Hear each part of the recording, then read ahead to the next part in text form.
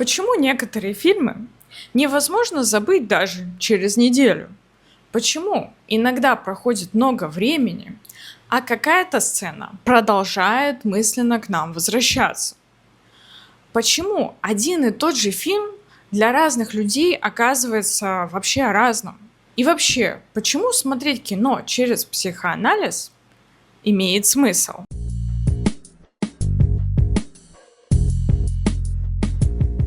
Меня зовут Анастасия Коконина, и вы на канале Киносеанс у психоаналитика. Сегодня мы поговорим о совпадении в истории культуры. В конце XIX века почти одновременно появляются две идеи. Одна предлагает посмотреть на мир иначе, другая предлагает иначе посмотреть на самого себя. Конечно же, я говорю о кино и психоанализе. На первый взгляд между ними нет совершенно ничего общего. Но чем дольше я смотрю на это совпадение, тем менее случайным оно мне кажется.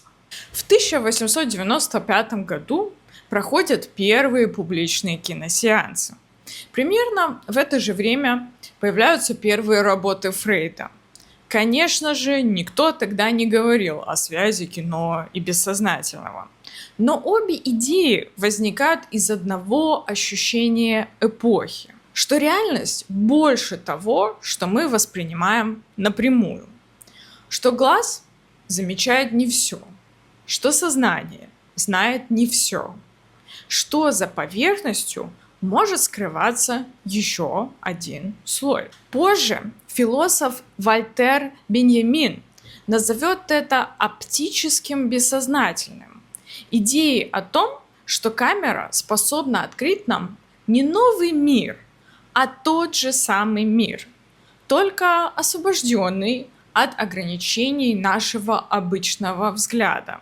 Почти так же, как психоаналитическая теория пытается описать и исследовать ту часть психической жизни, которая не помещается в сознание целиком.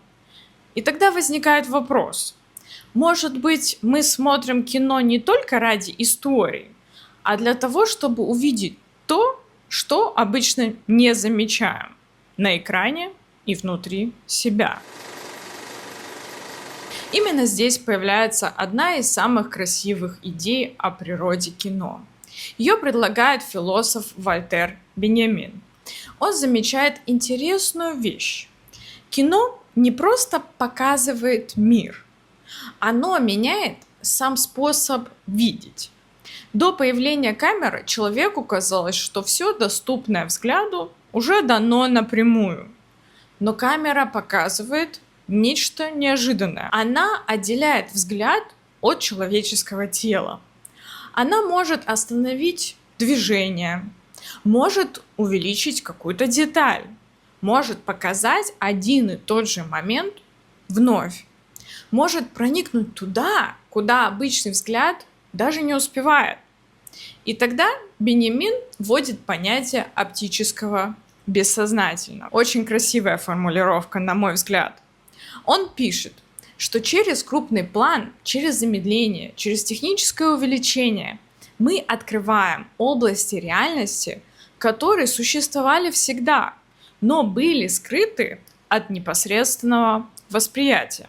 Как психоанализ открывает бессознательное психики, так камера открывает бессознательное внутри видимого мира. И это не значит, что у предметов есть какая-то тайная душа. Не в этом смысл. Беньямин говорит о другом.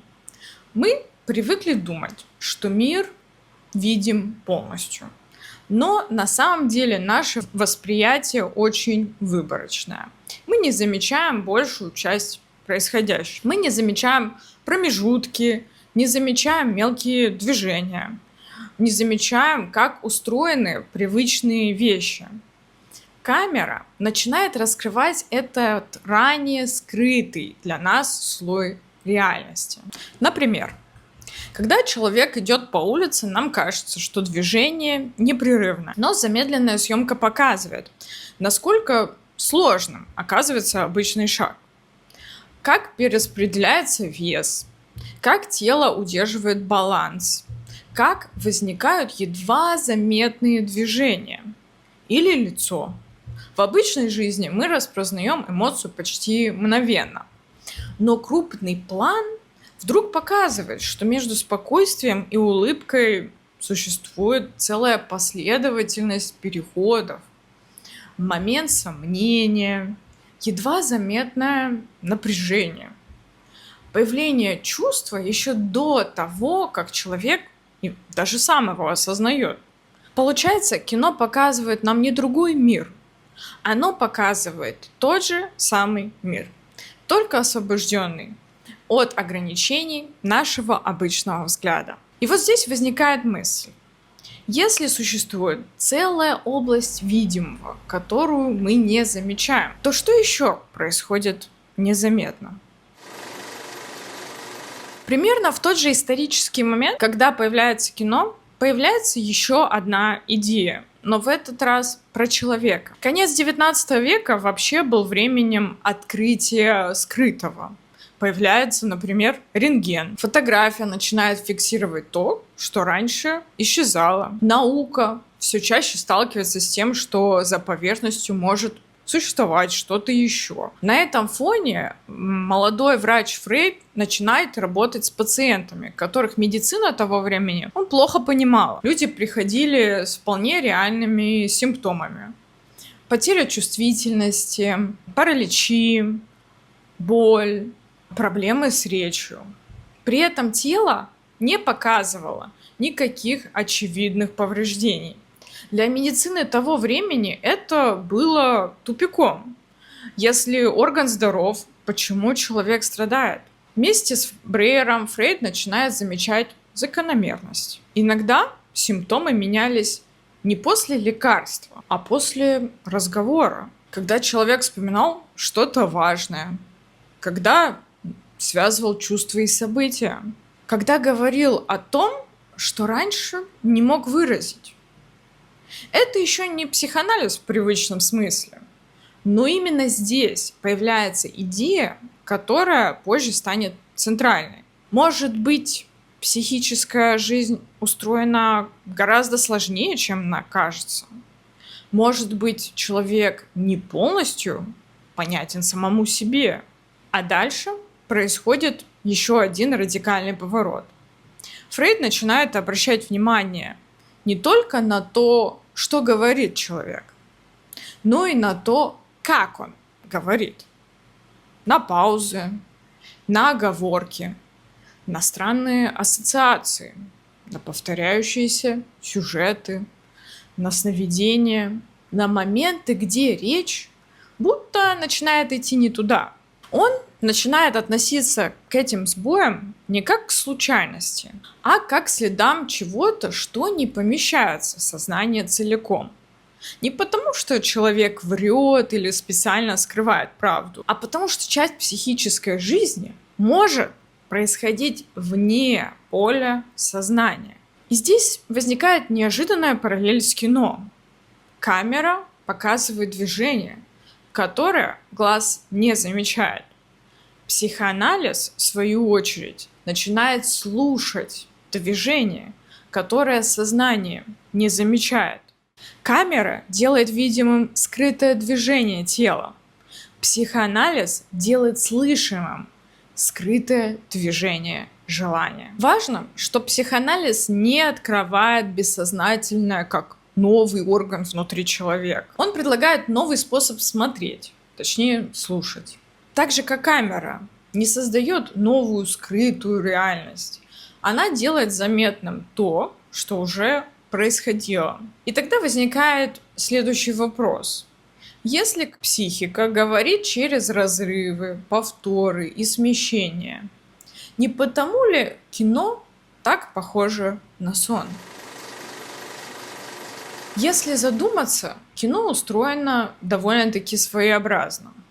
Время может исчезнуть между двумя кадрами. Пространство меняется. Один образ превращается в другой. Мы оказываемся в новом месте и почти никогда не спрашиваем себя, как мы туда попали. Мы принимаем эту логику. И это удивительно похоже на сон. Но в психоанализе идея сна постепенно менялась. Для Фрейда сон был не случайным набором образов. Он предполагал, что сон – это особая форма работы психики. Во сне желание не исчезает. Оно перестает говорить прямо. Оно начинает обходить запреты, менять форму, соединять разные вещи между собой.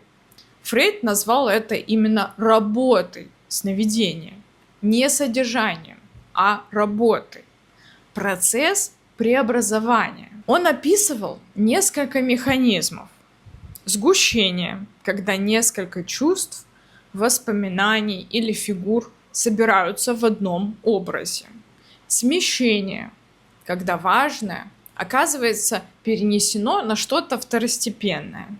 И вторичная обработка, когда психика уже после сна пытается собрать все в более связанную историю. Если подумать, кино постоянно пользуется похожими механизмами. Монтаж соединяет вещи, которые объективно не связаны. Склейка переносит значение с одного образа на другой. Временные скачки объединяют разные уровни переживания. И фильм начинает работать не как рассказ, а как движение ассоциации. Здесь мне хочется добавить еще один особо интересный взгляд на сон. Уилфред Бион предлагает альтернативную мысль.